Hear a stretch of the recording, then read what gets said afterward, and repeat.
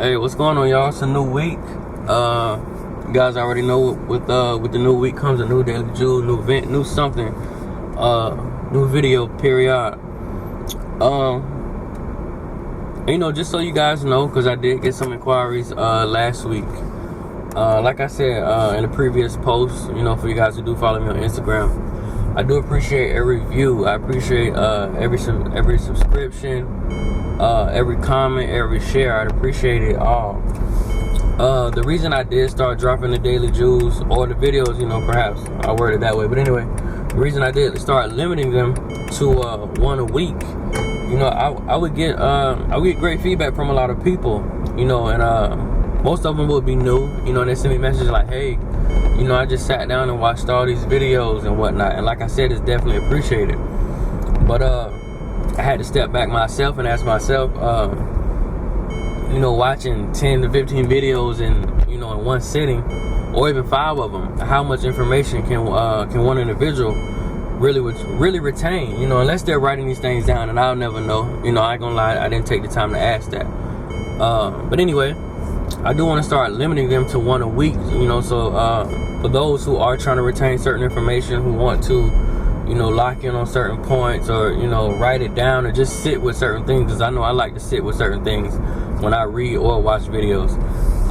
They'll have the proper time to, instead of having 2 days in between and they got to focus on the next video and try to take the message that I'm trying to portray with the video following that. But anyway, that's the reasoning now behind it only being one video per week. But anyway, enough of the boring stuff. Let's get to the good stuff.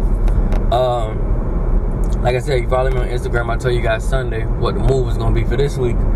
I'm going to provide you guys, in my opinion, of course, always my opinion, my perspective, but I'm going to provide you guys with three essential keys to life that school does not teach. And I mean elementary, high school, college. I can't speak real deep into college because I wasn't there long. I got 6 credits and left. But in my opinion, these are 3 things that they don't teach you in college. And number 1 is going to be one that I actually touched on previously. And that one is going to be heart. And like I said, each video is going to be broken down piece by piece. So this will be part 1. It's going to be 3 parts, of course. So we got 3 different things we're touching on. But part 1 is going to be heart. And when I speak of heart, I'm speaking of resilience, courage, and not just heart. Faith plays a huge role in that as well. But just the will to fight, the will to succeed, the will to keep going. And like I said, y'all, it's my perspective and my opinion every time I do these videos. But in my opinion, school doesn't really narrow in on subjects such as heart or consistency or resilience. We're more so taught, how to unify, how to demonstrate teamwork, how to follow a lead. We're not really taught. Just speaking on the education system that I was brought up in, here's where I can't speak for everybody else's, but I'm sure a lot of people can relate. But we're not really taught. How to lead the way. We're not really taught when we're chasing a specific goal, or we're chasing, it doesn't even have to be a goal. It can be a deadline. It can be anything. We're not really taught survival. We're not taught. Really, just boils down to heart, like I said in the beginning. And when I say that, for a lot of my people, because I get a lot of emails, a lot of messages and whatnot. But for my people who are entrepreneurs, I'm gonna start with them. Like I said, my first transaction when I first started out in the entrepreneur world took me 7 whole months. And like I said, those 7 whole months were comprised of 20-hour days, because I was so hungry and I wanted to prove the people who doubted me. I wanted to prove them wrong so bad that I was mentally and physically depriving myself of the things I needed to try to be successful, to try to get from point A to point B and try to get somewhere else. And I don't know about everybody else's school system, but I know within mine, in 12th grade, you take a class called Senior Survival. Senior Survival supposedly You know, it teaches you and prepares you for certain things you're gonna go through in the adult world. I'm gonna tell you 2 things that stuck out to me, and I swear to you, these are the only 2 things I can remember learning in that class. They did teach us how to sew. We had a lot of parties, and they had us walk around with the it's the pregnant suit for the guys. It's supposedly equivalent to the baby weight that a woman carries, you know, so a guy can get the feel as well. Those are the 2 things they taught me within singing survival.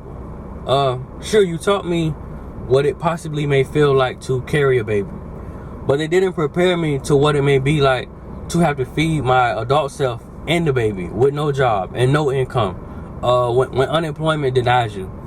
They didn't teach me how important it was to get myself in a proper financial situation when I'm bringing other lives into the world. And like I said, I can't speak for everybody else, but I speak for mine right here in Tampa, Florida, Hillsborough County. They never really taught us how to lead. They pretty much instructed us that we take these classes, we graduate, we pick the college of our choice or the college we can afford. We get there, we soak up this expensive game they're gonna give us. You know, we get out into the workforce and we work our way up. And just to go back to the original point, this is one of the key essentials that school cannot teach you. You know, I see this on Instagram all the time, social media period. You know, a lot of people say they have those things that you just can't teach. You know, it may sound a bit cocky, a bit arrogant, but it's absolutely true. There are some things that they just cannot be taught. A lot of things we have to go out, we have to stumble, we have to scrape our knees, we have to face adversity, and it brings these things out of us. And you know, like I said, I'm a walking testament. You know, I know I shared this story, a bit of it, a few Daily Jews back, but just to give you the math real quick. November 2011, I'm suspended indefinitely.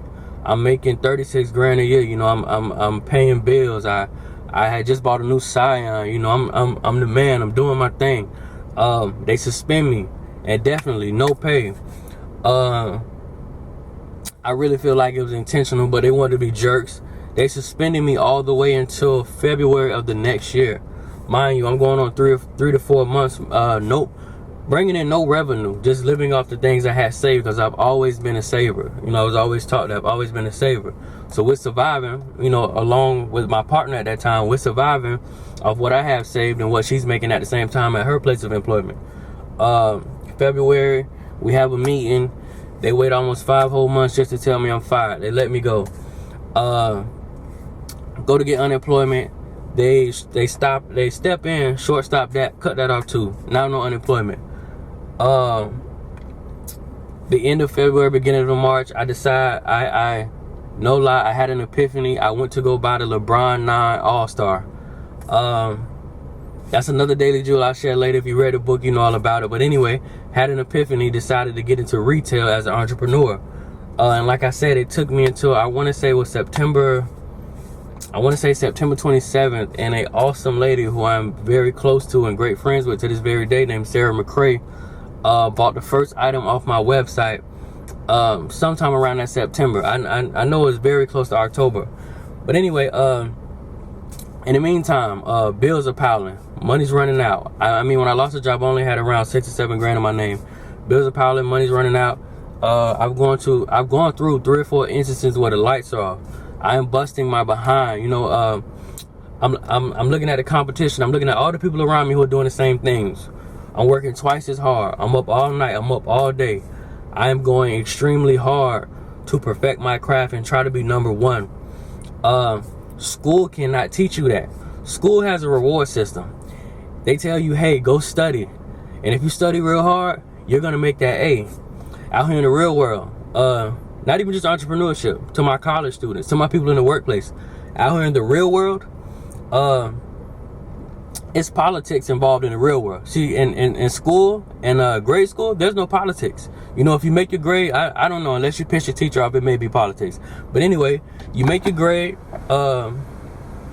you pay your dues, and you know, and you get the results you're looking for on the test. But out here in the real world, things are different. It's not fair and square. It just doesn't work like that. And I tell people all the time, especially to my entrepreneurs, your time is gonna come.